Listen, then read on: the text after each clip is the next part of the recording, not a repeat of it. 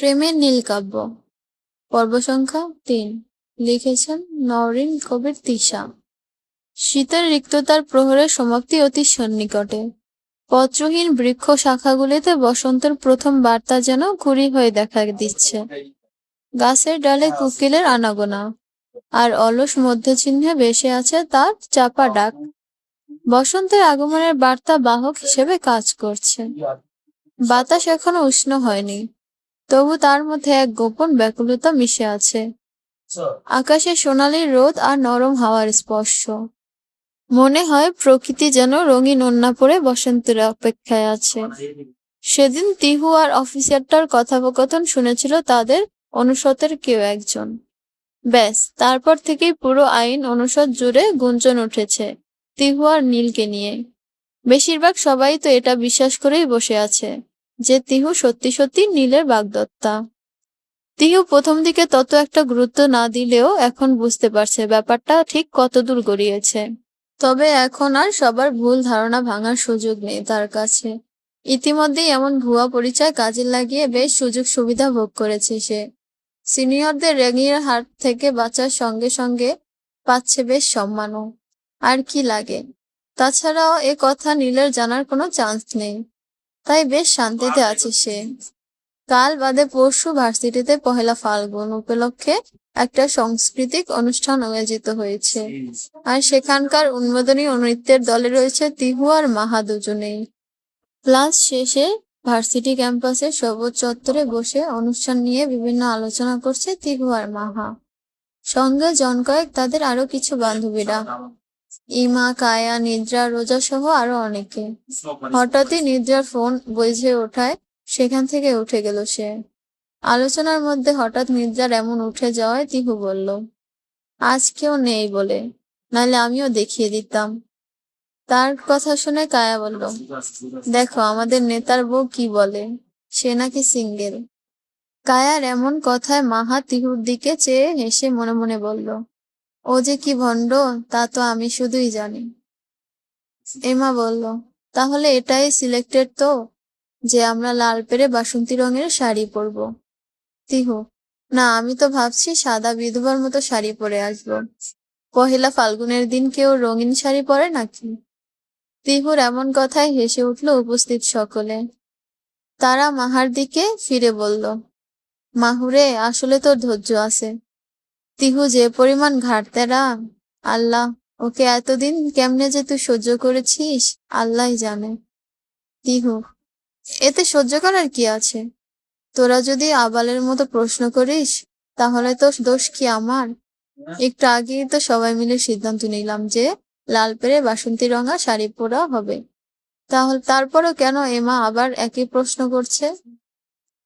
নির্জা ফোনটা ধরতে ধরতে দ্রুত গেটের সামনে দাঁড়ালো।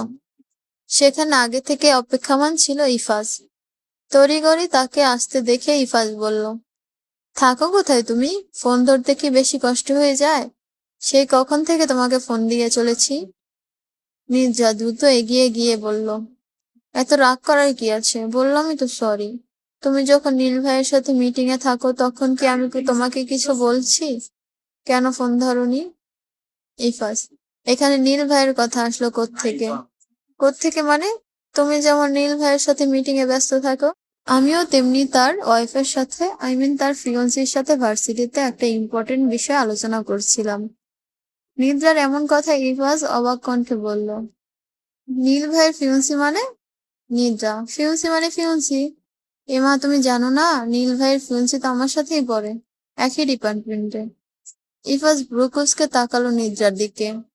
যেখানে নীলের সঙ্গে সার্বক্ষণিক ওঠা বসা তার, সেখানে নীলের ফিয়ন্সির কথা সে জানে না, অথচ তার গার্লফ্রেন্ড জানে? কেমনি কি? ইফাজ, তোমার মাথা ঠিক আছে তো? ভাইয়ের ফিয়ন্সি কি করে আসবে? ভাইয়ের সঙ্গে সার্বক্ষণিক থাকি আমি, ওয়ান কাইন্ড অফ ভাইয়ের ডান হাত আমি। সেখানে আমি কিছু জানি না, তুমি জানো? নিদ্রা, আহারে, নীল ভাইয়ের ডান হাত রে আমার। ডান হাত না, ছাতার মাথা তুমি। সবকিছু জানো আর এইটা জানো না? তিহুকে সঙ্গে এমপি সাহেব নিজে তার পরিচয় গোপন রাখতে বলেছেন। ইফাস এবার সত্যি সত্যি কনফিউশনে পড়ে গেল। তাহলে কি নিদ্রার কথাই সত্যি? তাছাড়া সে তো নীল ভাইয়ের মায়ের কাছেও শুনেছিল একদিন হুট করেই তাদের সামনে নীল ভাইয়ের বউকে হাজির করবেন তিনি। তাহলে কি এটাই সেই মেয়েটা? সে দ্রুত নিদ্রার দিকে ফিরে বলল, কোথায় সেই মেয়েটা? নিদ্রা তৎক্ষণাৎ ক্যাম্পাসের মধ্যে থাকা একটা মেয়ের দিকে আঙুল তুলে দেখালো। ইফাজ নিদ্রার আঙুল অনুসরণ করে সেদিকে দৃষ্টি মেলাতেই দেখতে পেল অনেকগুলো মেয়ের মাঝখানে বসে আছে একটা মেয়ে। পরনে off white colour Pakistani dress, হালকা লালচে চুলগুলো বাঁধনহারা, হালকা বাতাসে বিক্ষিপ্তভাবে উঠছে তারা। চুলগুলো মুখের উপর এসে পড়ায় ভালোভাবে বোঝা যাচ্ছে না মেয়েটির মুখ। তবে ইফাত যতদূর বুঝলো মেয়েটির সৌন্দর্য নেহাত কম নয়। যদিও তাকে বেশ ভালো করে দেখা যাচ্ছে না, তবুও লাবণ্যময়ী মেয়েটাকে একবার নিজেদের প্রিয় ভাইয়ের পাশে কল্পনা করলো সে। মাশাআল্লাহ, ভালোই মানেছে তাদের। তবে ইফাজ এখনো বিশ্বাস করতে পারছে না যে তাদের প্রিয় ভাই তাদেরকে কিছু না জানিয়েই পাত্রী ঠিক করে রেখেছে। ভার্সিটির ক্লাসের রিহার্সাল শেষ করে প্রধান সড়কের পাশের ফুটপাত ধরে গল্প করতে করতে যাচ্ছিল তিহু আর মাহা। হঠাৎই পিছন থেকে কেউ একজন তিহুর মাথায় একটা গাঁট্টা বসিয়ে দিল। এমন হঠাৎ আঘাতে মৃদু শব্দ করে পিছনে তাকালো সে। পিছনে উপস্থিত ব্যক্তিটাকে দেখে দাঁতে দাঁত চেপে বলল, তুই? তিহুর দৃষ্টি অনুসরণ করে পেছনে তাকালো মাহাও। উপস্থিত ব্যক্তিটাকে দেখে সে অবাক হয়ে বলল, তুই তুই কখন আসলি? তাদের পিছনে দাঁড়িয়ে আছে দুই নিবিড় সঙ্গীর আরেক সঙ্গী, ছিপছিপে গড়নের মাঝারি আকৃতির এক তমাটে পুরুষ, রিশাদ আহমেদ। রিশাদ অবশ্য তাদের দুজনের বেস্ট ফ্রেন্ডই বলা চলে। তারা তিনজনে একসঙ্গে চান্স পেয়েছিল ঢাবিতে। তবে একটা সমস্যার দরুন ঢাকায় আসতে কিছুদিন বিলম্ব হলো রিশাদের। কিন্তু হুট করেই তাকে দেখে অবাক হলো তিহু মাহা দুজনেই। মাহার জবাবে রিশাদ কিছু বলার আগে তিহু বলল, কবে আসলো সে কথা না হয় পরে শুনবো, তার আগে বলতো আমার মাথায় মারলি কেন? রিশাদ আবারও তিহুর মাথায় একটা গাঁট্টা দিয়ে বলল, বেশ করেছি, আর একবার শোন, আবারও মারবো। তিহু তাকে কিছু বলতে যেতেই মাহা বলল, রাস্তার মাঝখানে কি করছিস তোরা? তিহু, ও আমার মাথায় মারলো কেন? মাহা, সেটা না হয় বাসায় গিয়ে শোনা যাবে।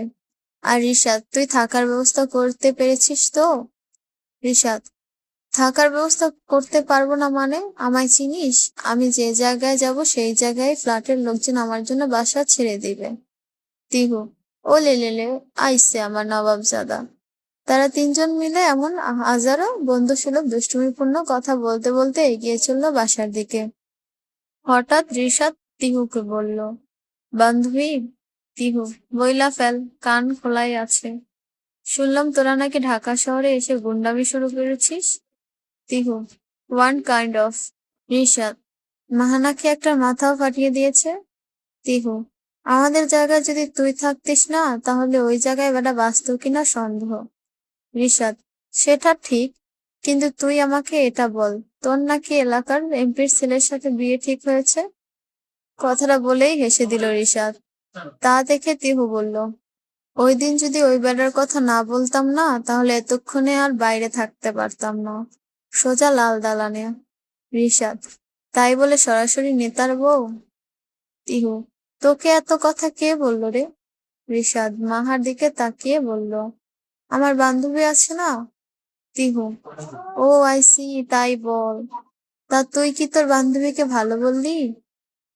আমি মারলে ওই লোকের লেগেছে কিনা লাগেনি জানি না, কিন্তু ওই বেড়ি তো সরাসরি মাথায় ফাটিয়ে দিয়েছে। মাহা, ওই বেলার কপাল ভালো যে পুলিশ চলে এসেছিল, না হলে ওর যে আর কি কি ফাটাইতাম গড নোজ। তিহু, এই না হলে আমার বেস্টি, চালিয়ে যাও বেবি, আমি তোমার সাথে আছি। আয়াস ভাই, ঘড়ির কাঁটা রাত 12টা চলমান। শীতের নিস্তব্ধ একটি গভীর রজনী। আইয়াজ এহসান এসেছে নীলের কাছে। প্রায়শই রাতে দলীয় সদস্যদের সাথে ছোটখাটো একটা আলোচনা সভা করার অভ্যাস আছে নীলের। আজকেও ঠিক তেমন একটা ছোটখাটো মিলনায়তন থাকায় সেখানে যাচ্ছিল সে। হঠাৎ এই নিস্তব্ধতার মাঝে সে এক মেয়েলি রিনরিন কণ্ঠে থমকালো তার পদাচরণে। কণ্ঠটা তার অতি পরিচিত ঠেকল। চমকে পিছনে ফিরল সে।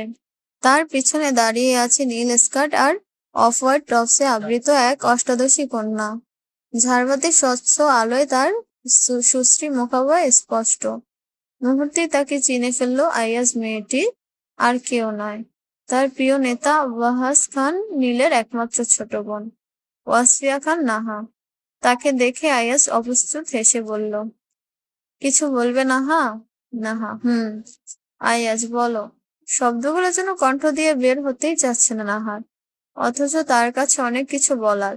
নিজেকে ধাতস্থ করে একটা শুকনো ঢোক গিলে শুধু সে বলল, এত রাতে? আইয়াজ সামান্য হেসে বলল, আসলে স্যার আসতে বলেছিল এজন্য। নাহা ও।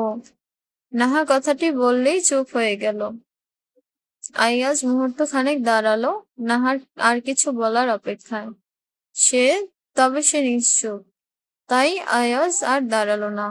সে চলে যেতেই নাহার হাত মুষ্টিবদ্ধ করে পা দুটি দিয়ে ফ্লোরে সামান্য আঘাত করে ফেলল। তুই কোনোদিনও কি আয়াজ ভাইয়ের সামনে ঠিকমতো কথা বলতে পারবি না?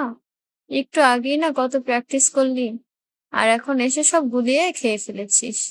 শুধু শুধু নিহিত ভাই কি তোকে হাবলি বলে? ঠিকই বলে। নিজেকে হাজারটা বাৎসনা দেওয়ার শেষে মুখটা বাংলার পাঁচের মতো করে রুমের দিকে পা বাড়ালো নাহা। তাহলে কালকেই ফাইনাল। শিওর বল কিন্তু। যদি তোরা শিওর হোস তাহলে আমি কোনো না কোনো ভাবে বম্মাকে রাজি করাতে পারলেই কেল্লা ফতে। বাবাকে নিয়ে আর কোনো সমস্যা হবে না। বন্ধুদের সাথে নাইট আউটে ঢাকার বাইরে যাওয়ার জন্য শীতের অমন রুক্ষ হাওয়ার মাঝেও ছাদে দাঁড়িয়ে প্ল্যান করছিল নিহিত। কেননা রুমে কথা বলাটা অন্তত রিস্কের। যদি কেউ শুনে ফেলে। এমনিতেই এই বাড়ির কারোরই নাইট আউটে যাওয়ার অনুমতি নেই, তার উপরে আবার ঢাকার বাইরে। ওরে বাপরে, বাড়ির কর্তা যদি জানতে পারে তাহলে খবর আছে নিহিতের। হঠাৎই পেছনে কারো উপস্থিতি অনুভূতি হয় তার। তৎক্ষণাৎ পিছনে তাকাতেই সে দেখতে পায় কোমরে 2 হাত বেঁধে দাঁড়িয়ে আছে তার জীবনের একমাত্র সমস্যার সৃষ্টিকারী, তার বড় ফুপুর ছোট মেয়ে রাউফিয়া হক ওরফে রাফা। রাফাকে দেখে ভূত দেখার মতো চমকে ওঠে নিহিত। গেল রে গেল, সবটা গেল। যার থেকে বাঁচার জন্য এই শীতের তীব্রতার মাঝেও ছাদে এসে দাঁড়িয়েছি, সেই ভূতনিটাই পিছনে তার। নিহিত দ্রুত কল কেটে ফোনটা রোলিং এর উপর রেখে এগিয়ে যায় তার দিকে। এদিকে রাফা কোমরে হাত বেঁধেই বলে, আরে বাস, নাইট আউট? OMG! তাই তো এক্ষুনি বড় মামুকে না জানাতে পারলে আমার পেটের ভাত হজম হচ্ছে না। ওকে নিহিত ভাই, বেস্ট অফ লাক। আমি এক্ষুনি যাচ্ছি মামুর কাছে। কথাটা বলেই সে পা বাড়াতে যেতেই পেছন থেকে তার হাতটা খপ করে ধরে বসে নিহিত। নিহিত, ভূতনির বাচ্চা ভূতনি, আজকে তোকে ছাদ থেকে ফেলে দেবো আমি। তখন উপরে গিয়ে বড় মামুর কাছে নালিশ করিস। নিহিতের এমন কথায় কিছুটা ভয় পায় রাহা। ঠোঁট নাড়িয়ে বড় মামুকে ডাকতে যাওয়ার আগেই নিহিত এক হাতে চেপে ধরে তার কোমর ঊষ্ঠদয়। ভয়ে চোখ বড় হয়ে যায় রাফার। মৃদু গোঙানি দিতে থাকে সে। তা দেখে নিহিত বাঁকা হেসে বলে, কি হলো, মুখ দিয়ে কথা বের হচ্ছে না? অমনি সময় তো বক বক করে আমার কানের পোকা গুলো নাড়িয়ে দিস। এখন কথা বেরোচ্ছে না কেন, হ্যাঁ? ষোড়শী কন্যাটার এবার সত্যি সত্যি ভয় হতে লাগলো। তার থেকে বয়সে প্রায় 5 বছরের বড় এক ছিপছিপ গড়নের সুঠামদেহী পুরুষের সামনে নিজের ক্ষীণ শরীরে সর্বোচ্চ শক্তি প্রয়োগে লাভ হলো না যেন। এক চুল নড়ালো না নিহিত। এইদিকে রাফার এমন বাঁচার আপ্রাণ চেষ্টা তাকে ধাক্কা দেওয়ার ব্যাপারটা বেশ উপভোগ্য ঠেকেছে নিহিতের কাছে। বিতু রাফা এবার চোখ দিয়ে অনুনয় করতে লাগলো। এবার বেশ মায়া হলো নিহিতের। সে তার মুখটা ছেড়ে দিয়ে বলল, এইটুকু বয়সে এত কেন মায়া তোর চোখে? পিচ্ছি কোথাকার, যা আমার সামনে থেকে। আর আমার নাইট আউটের কথা যদি কেউ জানতে পারে না, তাহলে মনে রাখিস ওই শেওড়া গাছের পেতনি দিয়ে তোর ঘাড় মটকাবো। নিহিতের থেকে ছাড়া পেয়ে রাফা জোরে একটা নিঃশ্বাস নিল। অতঃপর ফের দুষ্টু এসে বলল, কেন কেন? শেওড়া গাছের পেতনি দিয়ে কেন? পেতনি কি তোমার বউ নাকি? নিহিত, দাঁড়া দেখাচ্ছি পেতনি আমার বউ কিনা। কথাটা বলেই রাফার পিছু নিতেই রাফা এক ছুটে চিলেকোঠার সিঁড়ি বেয়ে নিচের দিকে যেতে যেতে বলল, নাইট আউটের কথা কাউকে বলি না বলি, শেওড়া গাছের পেতনি যে তোমার বউ এটা সবাইকে বলবো। রাফা নিচে যেতেই তার দিকে নিহিত মুচকি এসে বলল, পাকনি কোথাকার। বহুদিন পর সবার অনুরোধে আজ ঘরের কোণে বসে থাকা গিটারটা হাতে নিয়েছে নীল। গিটারের স্ট্রিং এ তার সূক্ষ্ম হাতের আঁচড়ে টুংটাং শব্দ হচ্ছে। কি গান গাইবে বুঝতে পারছে না সে। হঠাৎই স্মৃতির পাতায় একটা সুর হানা দিয়ে গলা খাকারি দিয়ে গেয়ে উঠল। সারা রাত ভোর চোখের ভিতর স্বপ্নে তোমার আনাগোনা, নেমে আসে ভোর থাকি তবু ঘর, হাওয়ায় হাওয়ায় জানা শোনা।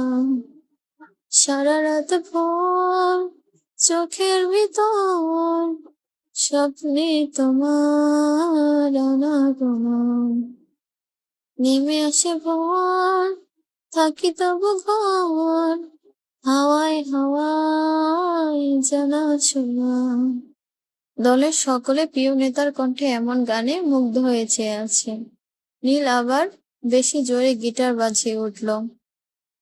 তুমি দেখা দিলে তাই মনে জাগে প্রেম প্রেম কল্পনা, আমি তোমার হতে চাই, এটা মিথ্যে কোনো গল্প না। আমি তোমার হতে চাই, এটা মিথ্যে কোনো গল্প না। নীলের কণ্ঠস্বর যেন মিলিয়ে গেল নিস্তব্ধ সেই নিষিদ্ধের হিমেল হাওয়ার মাঝে।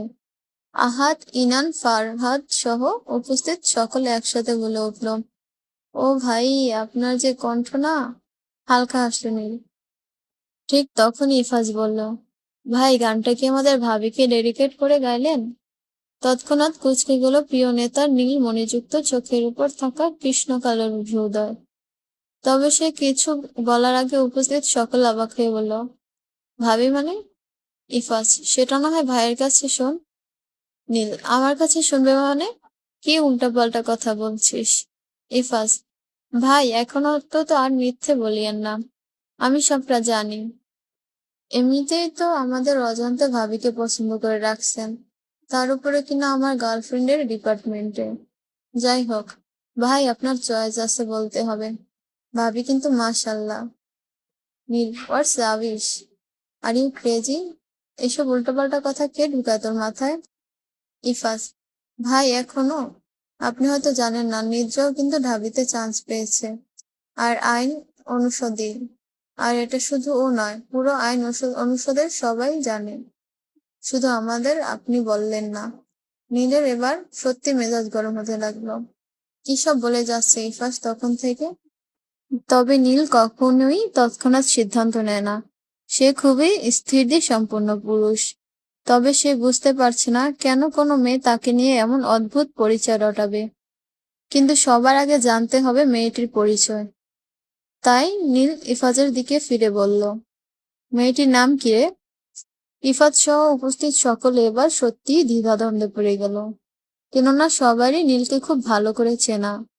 এমন অসময়ে হাসি ঠাট্টা করার মতো পুরুষ একদমই নয় সে। তবে মেয়েটি কি মিথ্যে বলছে? ইফাজ বহু কষ্টে মনে করার চেষ্টা করে বলল, নিদ্রা তার নাম কি যেন বলেছিল। অবশেষে মনে পড়তেই সে নীলের দিকে চেয়ে বলল, ভাই, তিহু বা এই টাইপেরই কিছু। নীল, কোথায় পরে বললি? ইফাজ, ঢাকা বিশ্ববিদ্যালয়, আইন অনুষদের প্রথম বর্ষে। নীল বাজ পাখির ন্যায় তীক্ষ্ণ দৃষ্টি মেলে বলল, ও আই সি। তাহলে তো এবার দেখতেই হচ্ছে কে সে মহারানী যে আমার পরিচয় নিয়ে সবাইকে বোকা বানাচ্ছে।